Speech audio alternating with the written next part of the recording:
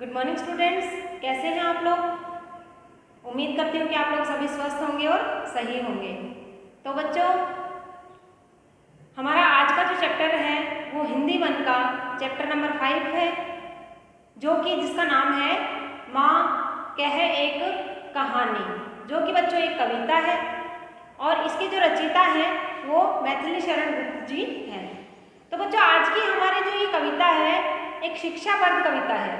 इसमें जो एक बच्चा है वो अपनी माँ से हट करता है, जिद करता है कहानी सुनाने के लिए, और उसकी जो मम्मी है उसको कहानी सुनाती है।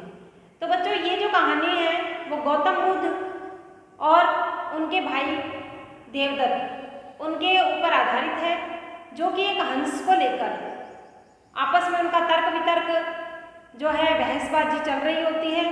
और लास्ट में आखिरी में वो हंस किसके पास रहता है, वो राजा के पास जाते हैं। तो किसके पास रहता है, न्याय किसके पक्ष में होता है, इसके ऊपर हमारी जो ये कविता है वो आधारित है।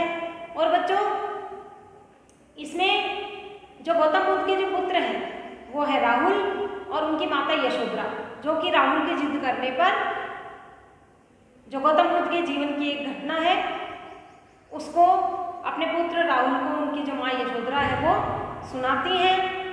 और बच्चों, जो गौतम बुद्ध का जो एक नाम सिद्धार्थ भी है। तो हमारी जो ये कविता है बच्चों, ये रक्षक और भक्षक इसके ऊपर भी आधारित है कि जो न्याय आखिरी में जो न्याय होगा वो रक्षक के पक्ष में होना चाहिए या भक्षक के पक्ष में। रक्षक रक्षा करने वाला और भक्षक होता है मारने वाला। तो बच्चों, ये हमारी ये कविता जो है, जैसे जैसे हम इसको आगे पढ़ते जाएंगे हमें ये पता लगेगा कि किस प्रकार का न्याय जो होता है वो उचित होता है। और हमारी जो कविता है इसका मूल जो उद्देश्य है, मूल जो संदेश है वो अहिंसा, प्रेम और न्याय है। तो बच्चों, मैं आपको अभी ये शब्दार्थ है जो अभी समझाऊंगी और हम चैप्टर शुरू करने जा रहे हैं। तो आप लोग अपनी जो बुक है उसको निकालिए, ताकि मैं जब ये आपको शब्दार्थ समझाऊंगी तो अगर आपकी बुक आपके पास होगी तो आपके लिए बहुत अच्छा होगा और आपको जो चैप्टर है उसके शब्दार्थ और जो कविता है वो भी अच्छे से समझ में आएगी। तो बच्चों, आइए हम शुरू करते हैं। तो बच्चों, हमारा पहला शब्द है हठी। हठी का अर्थ होता है जिद्दी, जिद करना, ठीक है। और हमारा जो दूसरा शब्द है बच्चों वो है उपवन, जिसका अर्थ होता है बगीचा। तीसरा शब्द है सुरभि। सुरभि का अर्थ होगा सुगंध, खुशबू। और तात, तात का अर्थ होगा पिता, ठीक है।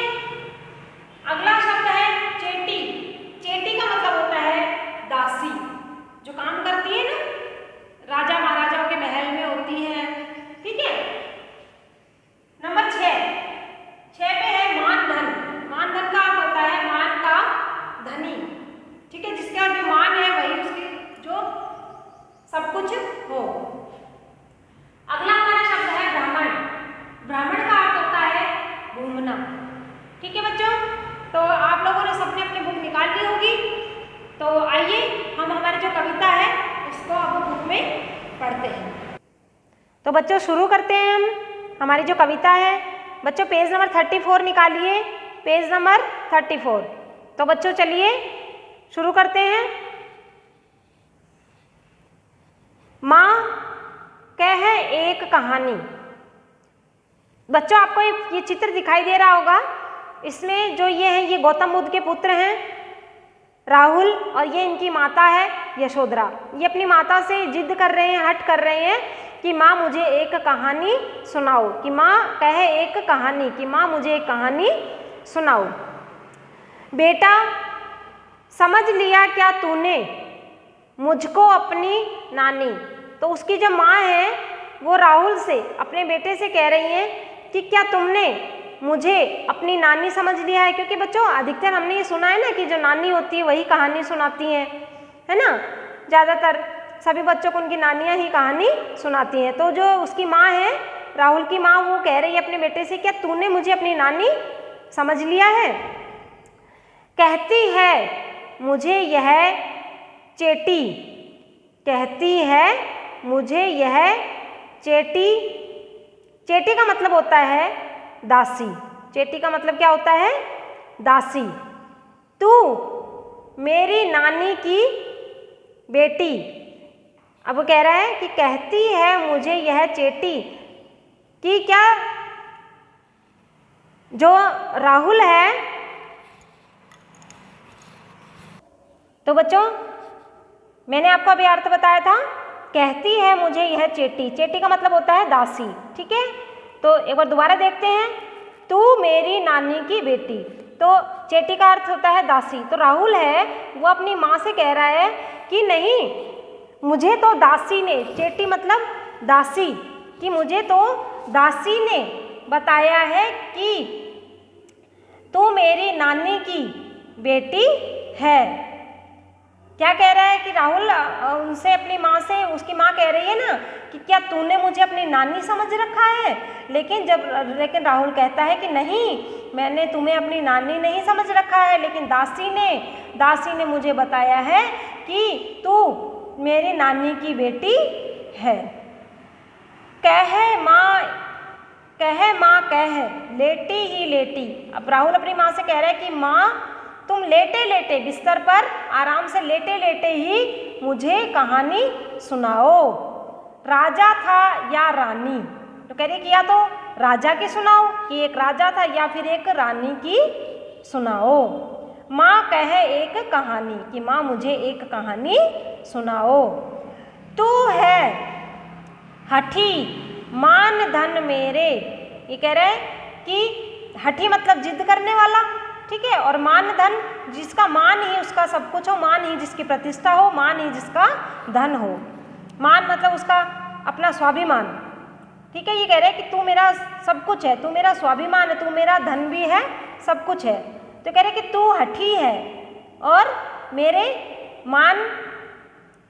मेरा मान धन, मेरे मान की प्रतिष्ठा, तू बहुत ही जिद्दी है।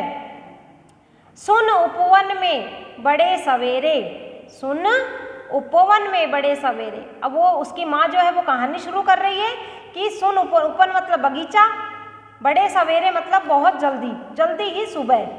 कि सुन, एक दिन उपवन में बहुत सवेरे, सुबह जल्दी, तात भ्रमण करते थे तेरे। तात मतलब पिता, तात मतलब पिता मतलब पापा, भ्रमण मतलब घूमना, करते थे तेरे कि बहुत सुबह एक दिन जो तेरे पिता हैं वो बगीचे में भ्रमण कर रहे थे, घूम रहे थे।